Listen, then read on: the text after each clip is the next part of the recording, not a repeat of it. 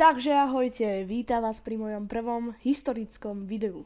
A v dnešnom videu si ukážeme top 5 najdrahších aut na svete za rok 2016. Dúfam, že si video užijete a podporíte ma nejakým tým lajkom alebo odberom. Tak teda, poďme na to!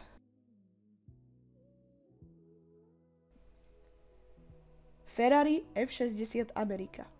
Vychádza z F12 Berlinetta, z ktorého má 6,2 litrový motor s výkonom 740 koní. Z 0 na 100 vďaka tomu zrýchli za 3,1 sekundy.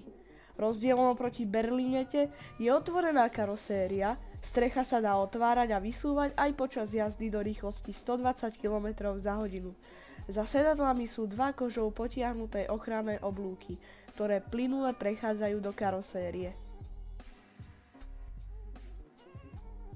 Mansory Vivere Bugatti Veyron. Dodnes je však Veyron v Guinnessovej knihe rekordov zapísaný ako najrýchlejšie sériovo vyrábané vozidlo. Vo verzii Supersport dosiahlo rýchlosť až 415 km za hodinu.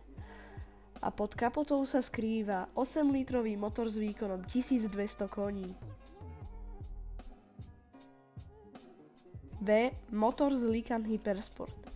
V 7. pokračovaní filmovej série Rýchlo a zbesilo prerazí Vin Diesel so športovým autom sklenú stenu Vežiaka v Dubaji a preskočí do susedného mrakodrapu.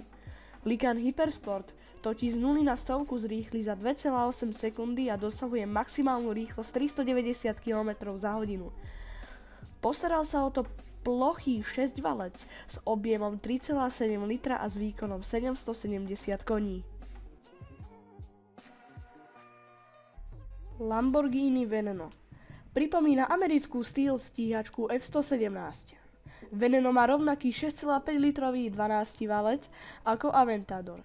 Výkon motora však bol zvýšený zo 690 na 750 koní. Zrýchlenie z 0 na 100 km za hodinu tak autu trvá necelé 2,9 sekundy a maximálna rýchlosť je 355 km za hodinu. Veneno tiež využíva technológie, ktoré boli donedávna doménou iba pretekárskych aut.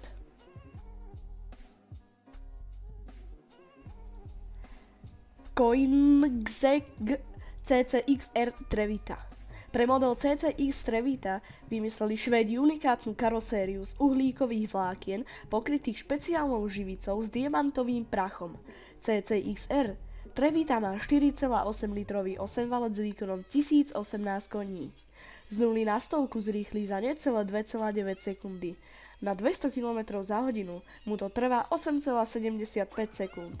O účinnosti brzd vypovedá fakt, že zrýchlenie z 0 na 200 a opätovné zastavenie zabere 13,55 sekundy.